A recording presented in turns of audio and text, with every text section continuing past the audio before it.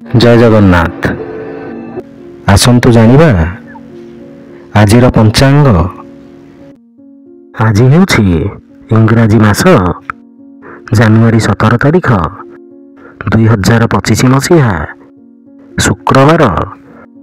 आज हेउछि संकट चतुर्थी व्रत। ओडिया मास हेउछि माघ। पक्ष हेउछि कृष्ण पक्ष। तिथि हेउछि चतुर्थी। नक्षत्र हेउछि मघा नक्षत्र। मकर। दिन 4। पुरी को सूर्योदय समय हेउछि 6:28 और सूर्यास्त समय हेउछि 5:25। जय जगन्नाथ।